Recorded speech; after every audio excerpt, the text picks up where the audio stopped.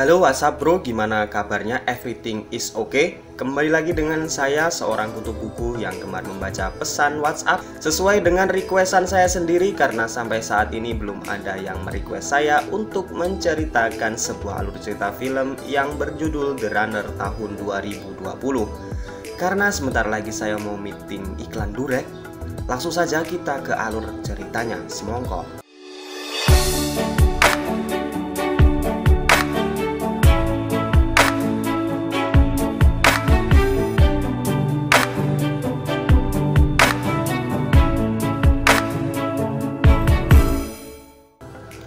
Di awal cerita kita dibawa untuk mengingat masa lalu sekitar 10 tahun belakang, di mana Zoe dan kedua orang tuanya mengalami sebuah insiden kecelakaan.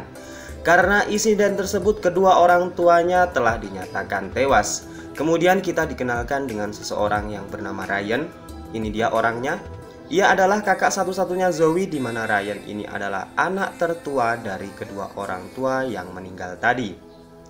Di flashback juga diceritakan Ryan yang saat ini sedang bermain bola kasti ala Amerika diberitahu oleh seseorang bahwa orang tuanya mengalami sebuah insiden tabrakan. Dan hanya adiknya yang selamat.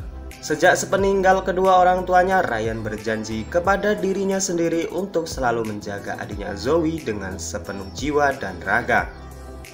Sebagai seorang kakak, Ryan selalu menjaga adiknya dengan ketat. Ditambah lagi dengan sekarang Zoe sudah masuk usia 18 tahun atau sering disebut dengan capi-capian.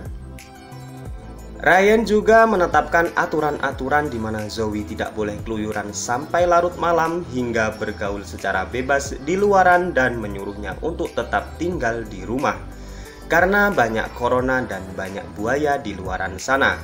Namun sebagai adik pada umumnya, Zoe tidak mau menuruti apa kata kakaknya dan memilih untuk mengikuti kesenangan sendiri tanpa ada suatu hal yang mampu membatasinya.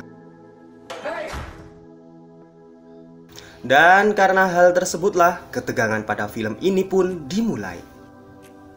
Malam itu Zoe berkencan dengan pacarnya yang bernama Michael untuk menonton pertandingan baseball.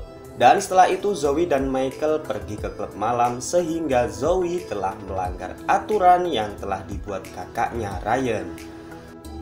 Ryan kemudian mencoba mengingatkan Zoe untuk segera pulang karena sudah terlalu malam. Namun Zoe tidak menggubris omongan kakaknya tersebut.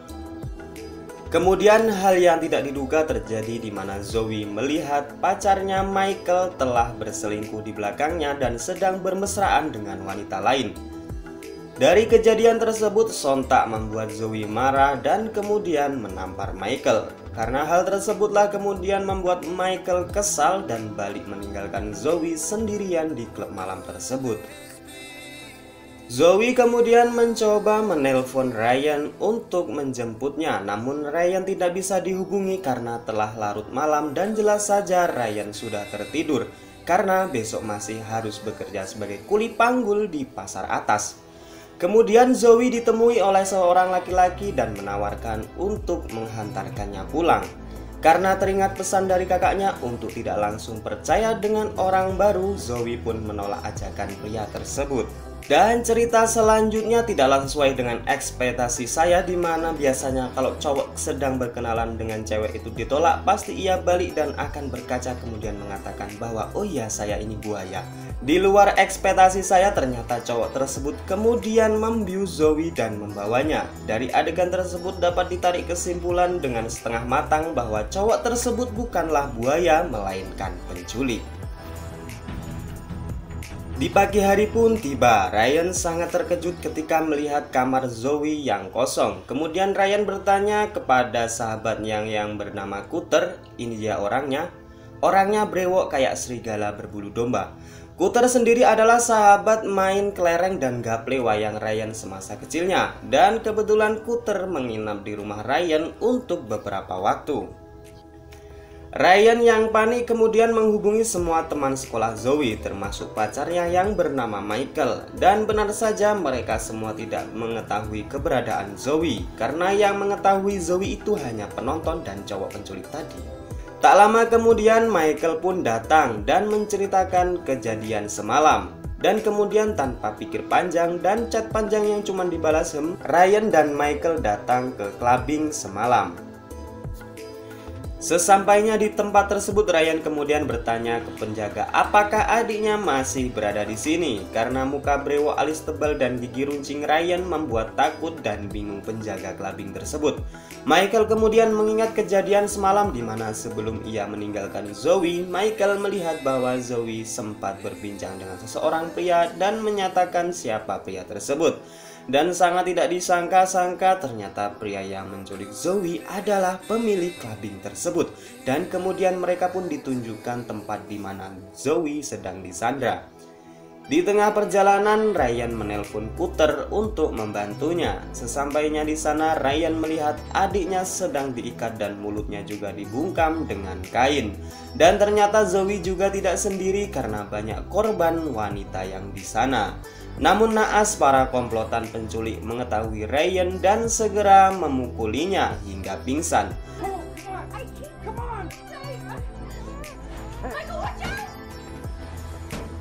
Beberapa saat kemudian Cutter pun datang dan seketika membangunkan Ryan. Setelah itu keadaan sangat sulit di mana Ryan mencari sebuah petunjuk untuk mengetahui di mana para penculik tersebut akan membawa adiknya. Nasib baik masih menimpa Ryan. Di sebuah markas tersembunyi, Ryan menemukan data para korban dan para pembeli atau penadah para wanita-wanita tersebut. Rupanya sindikat penculikan ini adalah upaya komplotan bandit yang memperjualbelikan para wanita sebagai wanita pemuas para lelaki hidung belalang kupu-kupu siang makan nasi kalau malam minum susu. Diketahui juga sindikat para penculik tersebut adalah komplotan perdagangan wanita dan prostitusi online terbesar di Texas. Karena wajah yang dimiliki Zoe ini sangatlah cantik dan juga masih periwin, Zoe sudah di-booking dengan harga yang sangat mahal, lebih mahal tentunya dari wanita-wanita lain. Transaksi para penjual dan pembeli pun dimulai dan Zoe pun dipaksa untuk melayani para lelaki tak berakhlak dan tak beretika serta tidak memiliki jiwa kasihan dan lemah lembut seperti saya ini. Keberadaan para penculik pun diketahui Ryan lewat pesan singkat yang dikirimkan Zoe kepadanya. Dan tak lama kemudian Ryan dan Cutter pun sampai di lokasi. Kemudian kejadian yang sangat-sangat membagongkan pun dialami ketika Ryan tertangkap oleh para penjaga dan Cutter sendiri tertembak. Alhasil mobil yang mereka tumpangi meledak dan Cutter sendiri harus mati dalam kejadian tersebut.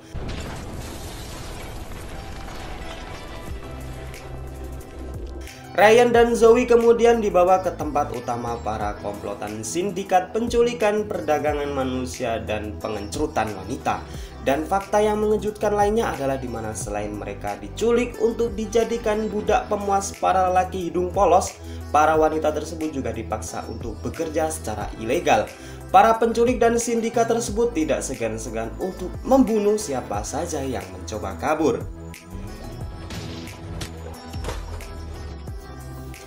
Di sisi lain, Michael yang merasa bersalah karena tidak membantu Ryan membebaskan Zoe akhirnya memberanikan diri melapor Pak Polisi.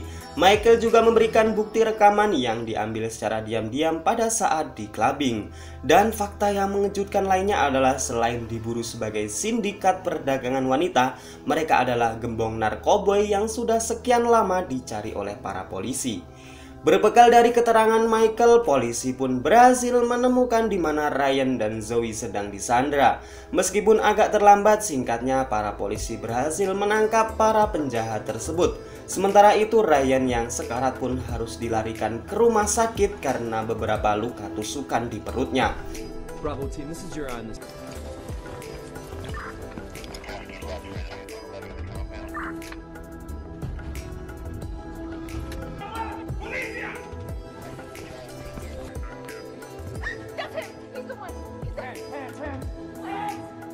Sniper ready.